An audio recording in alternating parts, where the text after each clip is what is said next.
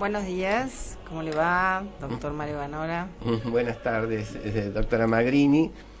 Buenas tardes, querida audiencia. Digo buenas tardes porque yo ya comí algo. Usted, la doctora, no comió, no. Entonces está todavía en la mañana. Estamos hoy nuevamente con nuestra cortina musical, el Va Pensiero de la ópera Nabucco de Giuseppe Verdi, el coro de los esclavos, y la idea es que el pensamiento vuele libre para sacarnos un poco de la situación en la que nos encontramos, para tratar de consolarnos y a su vez buscar soluciones a los problemas que nos traen. El tema del programa de hoy es de qué manera el libre pensamiento está condicionado por la necesidad, es decir, la necesidad como enemiga del libre pensamiento. En el programa anterior habíamos visto que el miedo es uno de los grandes enemigos del libre pensamiento. Incondicionante. Y habíamos recordado las 4 libertades de Roosevelt, proclamadas en 1941, en plena guerra, donde él hablaba de la libertad de expresión, la libertad de creencias, la libertad respecto de la necesidad y la libertad respecto del miedo. Y en el curso del programa anterior hablamos largamente de la cuestión del miedo. Hoy quiero centrar el análisis en torno a la libertad respecto de la necesidad. Recuerden ustedes que en 1945 termina la Segunda Guerra Mundial, donde las potencias victoriosas habían tenido que elaborar una doctrina para hacer frente al eje. El eje planteaba a su manera la cuestión social, con fines demagógicos para atacar tanto a Occidente como a la que entonces era la Unión Soviética. Las Naciones Unidas, o sea, los aliados, elaboran alrededor de esto una serie de principios con los cuales se tendría que gobernar el mundo luego de la Segunda Guerra. Esos principios quedan materializados en la Carta de la Organización de las Naciones Unidas y básicamente en los principios en materia de derechos humanos que aparecen el 10 de diciembre de 1948 en la Declaración Universal de Derechos Humanos. Esto sería lo que llamaríamos el estado de bienestar europeo. Más o menos. Sea, el camino A. El camino A, porque acá se combina las ideas del socialismo soviético con las del New Deal de Franklin Delano Roosevelt, que es continuado por Harry Truman, que es el presidente que lo sucede a Roosevelt, y la declaración del 48, que dice, que lo habíamos leído la vez anterior, que dice lo siguiente, ¿no? en el preámbulo, y que ha proclamado como la aspiración más elevada del hombre el advenimiento de un mundo en que los seres humanos, liberados del temor y de la miseria, disfruten de la libertad de palabra y de la libertad de creencia. Son las 4 libertades de Roosevelt, aparecen en el preámbulo de la Declaración Universal de Derechos Humanos. Esta declaración se materializa después, o se concreta en 2 tratados internacionales, que es el Pacto Internacional de Derechos Civiles y Políticos y el Pacto Internacional de Derechos Económicos, Sociales y Culturales, que se firman en 1966 y que entran en funcionamiento en 1976. Fíjense el tiempo que transcurre de la Segunda Guerra. Del 45 al 76. Al 76. En todo ese trayecto es donde se va construyendo este estado de bienestar. Este estado de bienestar y las ideas que van alrededor de ello. Nosotros ratificamos estos pactos en la década del 80, durante el gobierno del doctor Alfonsín, y lo incorporamos a la Constitución Nacional en el 94. En el 94, que es la Carta Internacional de Derechos Humanos. O sea, nos tomamos unos 50 añitos. 50 añitos para hacerlo. Esto para declararlo, o sea, por la mera declamación. Pero para que esto se haga efectivo pasarán otros 50 o 100 años. Más o menos, es decir, con suerte. Con suerte. Tanto en el Pacto Internacional de Derechos Económicos, Sociales y Culturales como en el Pacto Internacional de Derechos Civiles y Políticos, dicen las Naciones Unidas: reconociendo que con arreglo a la Declaración Universal de Derechos Humanos no puede realizarse el ideal del ser humano libre, liberado del temor y de la miseria, a menos que se creen condiciones que permitan a cada persona gozar de sus derechos económicos, sociales y culturales, tanto como de sus derechos civiles y políticos. O sea que no hay una contraposición para Naciones Unidas entre la libertad por un lado y los derechos sociales por el otro, sino que forman una unidad.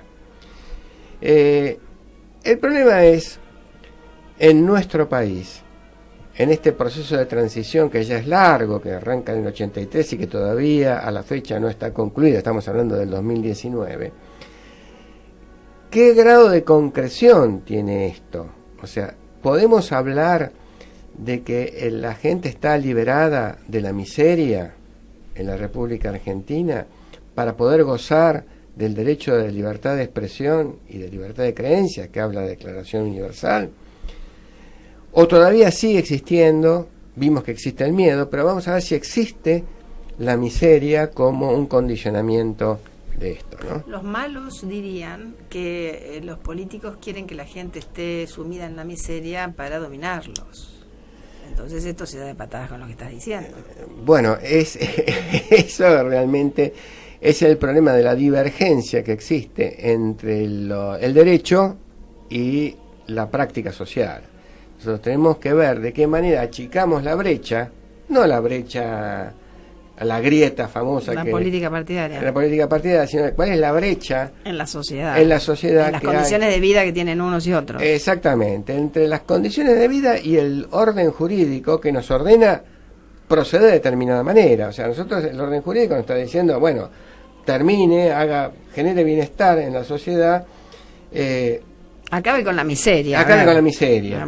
Esta cosa de que, a ver, cuando nosotros éramos niños, había una clase media muy amplia, o por lo menos era la veleidad que teníamos todos de pertenecer a ella, y estaban los pobres, pero ahora están aquellos indigentes. O sea, hemos inventado una categoría nueva a la cual pertenecen millones de personas. O sea que en lugar de ir para adelante vamos para atrás. Esto de la miseria, o sea que la tenemos tan concreta que ahora tenemos indigentes. Entonces, palabra que antes casi que no existía.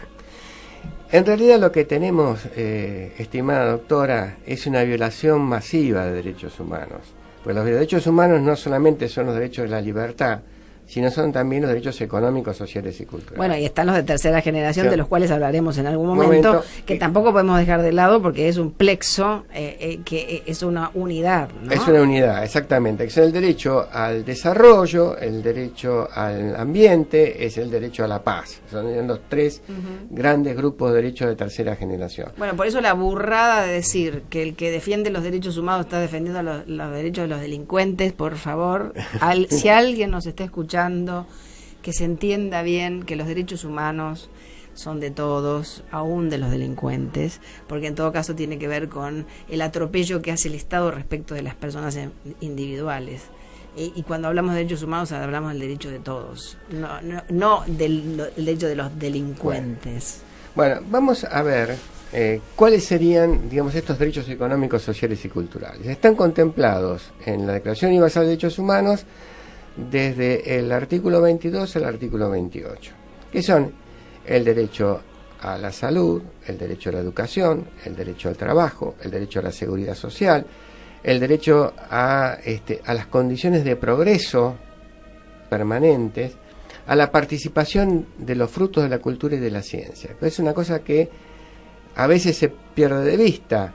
O sea, yo no solamente tengo que recibir la educación, sino que tengo que recibir la educación del siglo XXI, no la educación del siglo XIX. No tengo que recibir la salud, las prestaciones de servicios de salud de 1950, sino del 2019, porque a lo mejor puedo tener la de 1950, pero eso no significa que esté bien asistido y como corresponde. En el Pacto Internacional de Derechos Económicos, Sociales y Culturales también vuelve a repetirse todo esto. O sea que hay una precisión. Hay el derecho a la alimentación, tiene un artículo especial, que tenemos que luchar contra la desnutrición, tenemos que permitir que los alimentos tengan acceso a todo el mundo, y además que sean culturalmente aceptables. Porque no es cuestión de darle a una persona que es un pedazo de carne podrida o un poco de polenta y con eso se arregle.